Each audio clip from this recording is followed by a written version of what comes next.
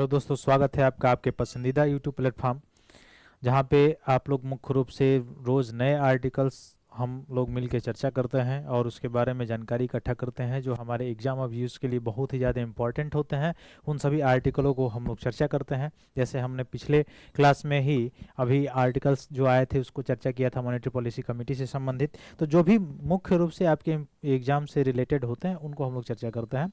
तो ऐसे ही एक नया आर्टिकल्स जो है ज़्यादा इंपॉर्टेंट तो प्रीलिम्स के रिलेटेड है नहीं, मेंस में आप लिख सकते हैं।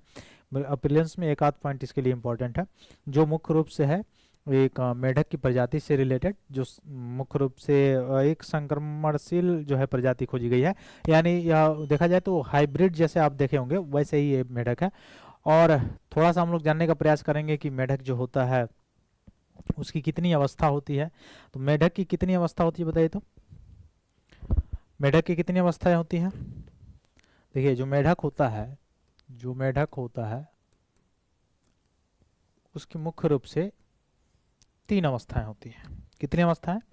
3 अवस्थाएं होती हैं। पहला, दूसरा, तीसरा।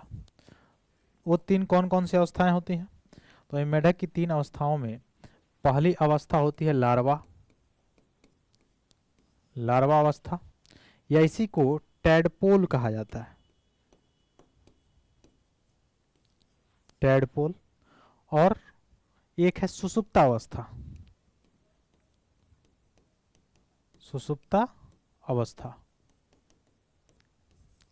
ठीक है। और एक लास्ट वाला जो है जिसपे ये कहाँ पे रहता है? धरती पे रहता है। ठीक है, पृथ्वी के ऊपर रहता है। ठीक। तो 3 अवस्थाएं मेढक की होती हैं। अब मेढक की जो अवस्थाओं में जो पहला अवस्था जो होता है, जो लार्वा वाला जो अवस्था होता है, उसमें उस कहाँ से श्वसन करता है, यहाँ से प्रश्न बन सकता है। उसमें श्वसन जो करता है वो गिल्स से करता है। किससे करता है? गिल्स समझ रहे हैं ना? फेफड़ा, जो मछलियां जिससे करती हैं श्वसन उससे करता है। और उस समय मछलियों की भांति तैरता भी। आपको थोड़ा सा अगर आप ध्यान से नहीं देखेंगे तो आपको ऐसा ही लगेगा कि मछली है कि मेढक है, समझ में नहीं आएगा। ठीक है, गांव में बेंग मछली कहते हैं इसको। ठीक है, तो बिल्कुल ये दोनों एक ही जैसे दिखाई देते हैं इस अवस्था में अगर ये रहता है तो। ठीक। तो इस समय मुख्य रूप से श्वसन कैसे करता है? ब्रीदिंग गिल्स से करता है, गल्फर से करता है, यानी फेफड़ों से नहीं करता। ठीक। दूसरी बात, जब सुषुप्त अवस्था में होता है तब ये श्वसन किससे करता है? तब ये श्वसन करता है त्वचा से। किसे? त्वचा से करता है। तो सुषुप्त अवस्था क्या होता है? जब देखे होंगे, अच्छा बरसात के दिनों में आप देखे होंगे कि बरसात के दिनों में कुछ बहुत पीले पीले टाइप के जो है बड़े बड़े मेढक जो है बाहर निकल आते हैं जब पानी होता है बरसात के दिनों में। तो और उसके बाद से जैसे ही बरसात का दिन समाप्त होता है, आफ्टर सम टाइम्स वो क्या हो जाता है? डिसअपियर्ड हो जाता है। आखिर वो कहाँ चले जाते हैं? गांव में तो वो तो अलग अलग मान्यता भी है कि हाँ ऊपर से समुंदर है, ऊपर से गिरते हैं। और ऊपर कहाँ समुंदर है आप बताइए कि गिरेंगे? ठीक है, तो वो कहाँ चले जाते हैं? वो मिट्टी के अंदर चले जाते हैं। ठीक है, मिट्टी के अंदर चले जाते हैं। जब उनके त्वचा पे पानी पड़ता है ज्यादा तब वो बाहर निकलते हैं। ठीक है, तो मिट्टी के जब अंदर चले जाते हैं तो भाई कैसे जीवित रहेंगे? कैसे वो शोषण करेंगे? क्योंकि बिना शोषण के तो जीवित नहीं रहेंगे।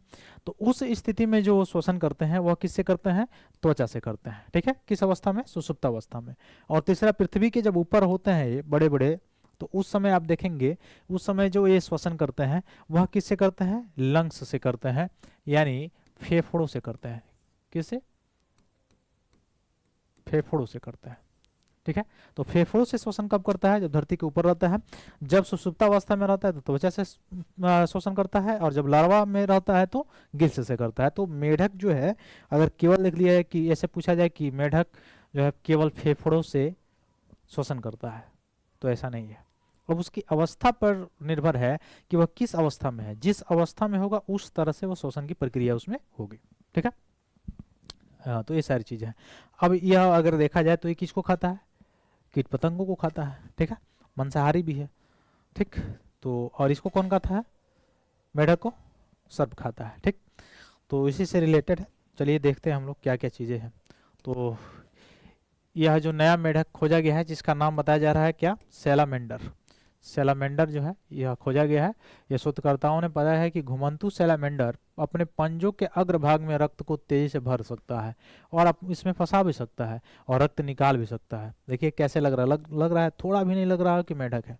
लेकिन ये संकर हाइब्रिड है और इनसे उनके वृक्षीय वातावरण में जुड़ाव, अलगाव और सामान्य गतिशीलता को अनुकूलित किया जा सके, ऐसा इनका मुख्य रूप से। तो इनका नाम याद रखेंगे, सैलामेंडर है, एक प्रकार का मेढक की प्रजाति है, ठीक है। और मेढक कैसा प्राणी है? उभयचर प्राणी है। उभयचर प्राणी का मतलब जो स्थल पर भी रह सकता हो और जो जल में भी रह सकता हो, उस तरह के प्राणी को कहा जाता है उभयचर प्राणी। और इसका शरीर पतला, पूंछ लंबी होती है इसमें। अब इसकी क्या विशेषता है? इनका आकार अलग अलग प्रजातियों के अनुसार अलग अलग होता है, जो 2.5 सेंटीमीटर से 20 सेंटीमीटर तक हो सकता है। और दुनिया का सबसे बड़ा सैलामेंडर चीनी जायंट सैलामेंडर है, जो 5 फीट तक की लंबाई तक बढ़ सकता है, जो चीन में पाया जाता है। ज़्यादातर जो सैलामेंडर होते हैं छिपकली और मेढक के बीच के मिश्रण जैसे दिखते हैं, और उनकी जो त्वचा होती है मेढकों की तरह नम और चिकनी होती है और छिपकलियों की तरह लंबी पूंछ होती है। तो दोनों की इसमें विशेषता पाई जाती है, मेढक और छिपकली के। तो इसका नाम क्या है? सैलामेंडर है, आप याद रखिएगा। इसके बारे में थोड़ा सा और देखें, इनका निवास स्थान तो मुख्य रूप से पानी में या उसके आसपास रहता है, चूंकि उभयचर है, दोनों पर रह सकता है। तो नम जमीन पर और आश्रय पाते हैं और आमतौर पर नालों, खाड़ियों या तालाब या अन्य नम स्थान जो चट्टान है वहाँ पे पाए जाते हैं। इसका वितरण मुख्य रूप से उत्तरी अमेरिका, यूरोप, एशिया, दक्षिणी अमेरिका के और उत्तरी भागों और उत्तरी अफ्रीका में ये पाए जाते हैं, ठीक है। इसका पुनर्जनन जो है वो देखा जाए तो सप्ताह में अपने खोए हुए अंगों को पुनर्जीवित करने में सक्षम है। जैसे पूंछ हो गए, पंजे हो गए, इनको तुरंत रिन्यू कर सकते हैं, ठीक है, कुछ ही सप्ताहों के अंदर। और शिकारियों के हमलों से ही बच पाते हैं इसीलिए। और रात्रिचर और ठंडे खून वाली प्रजातियां हैं। तो ये कैसा प्रजाति है? याद रखिएगा, रात्रिचर है। तो सैलामेंडर एक प्रकार का मेढक की प्रजाति है जो रात्रिचर है, ठंडे खून वाला प्रजाति है। उनका तापमान उनके आवास के साथ बदलता रहता है, जैसे आवास बदलेगा वैसे उनका टेम्परेचर भी बदलता रहता है, ठीक है। अब इससे मतलब क्या हुआ कि यह विषमपोषी होगा कि समपोषी होगा? समपोषी होगा कि विषमपोषी होगा, बताइए। चलिए समपोषी विषमपोषी छोड़ दीजिए, समतापी होगा या विषमतापी? मनुष्य किस में आएगा? समतापी में आएगा कि विषमतापी में आएगा? मनुष्य किस श्रेणी में आएगा? समतापी में, क्योंकि शरीर के अंदर का जो टेम्परेचर होता है मनुष्य का, वो नहीं परिवर्तित होता है। वो रेयर केस है जिसमें बुखार हो गया तो बदल गया टेम्परेचर शरीर के अंदर का, वो अलग चीज़ है। नहीं तो ऐसा समान स्थिति में नहीं बदलता है, 37 डिग्री सेल्सियस ही रहता है, 98.6 डिग्री फ़ारेनहाइट ही रहता है, ठीक है। तो सैलामेंडर की कुछ प्रजातियां जहरीली भी होती हैं, कुछ के दांत भी होते हैं इसमें, ठीक है। और शोधकर्ताओं ने पाया है कि पैरों के अंगूठों में रक्त प्रवाह को सूक्ष्मता से नियंत्रित और विनियमित कर सकते हैं, और इससे उन्हें दबाव असीमित रूप से समन्वित करने की अनुमति मिलती है, जिससे पेड़ की छाल जैसी अनियमित सतहों पर पकड़ के आराम से चढ़ सकते हैं। पैर के अंगूठे को हटाने से पहले रक्त का प्रवाह सैलामेंडर को जोड़ने की बजाय अलग होने में मदद करता है। ये इनकी प्रजाति के बारे में लिखा गया है। महत्व क्या है? तो सैलामेंडर के जो पंजे की यांत्रिकी में अंतर्विष्ट अंततः चिपकाने वाले पदार्थ या कृत्रिम अंग और यहाँ तक कि रोबोट उपांगों के विकास में भी ये क्या होते हैं? सहायक हो सकते हैं, ठीक है। तो ये सारी चीज़ें मुख्य रूप से मेढक से संबंधित था। जो मुख्य एक आध जो बिंदु थे वो आपके प्रीलिम्स के लिए इंपॉर्टेंट थे, बहुत ज़्यादा इंपॉर्टेंट नहीं था। तो ज़्यादा से ज़्यादा शेयर कीजिए जितना आपको अच्छा लगे। जो जानकारी मैं दे पाया, जो मैं टोटली वही दे पाया जो वास्तव में आपके एग्जाम के लिए इंपॉर्टेंट है। बाकी ज़्यादा बकवास पढ़ने से कोई मतलब है नहीं, ठीक है। तो आशा करते हैं सारी चीज़ें आपको समझ में आई होगी। बहुत बहुत धन्यवाद दोस्तों, जय हिंद।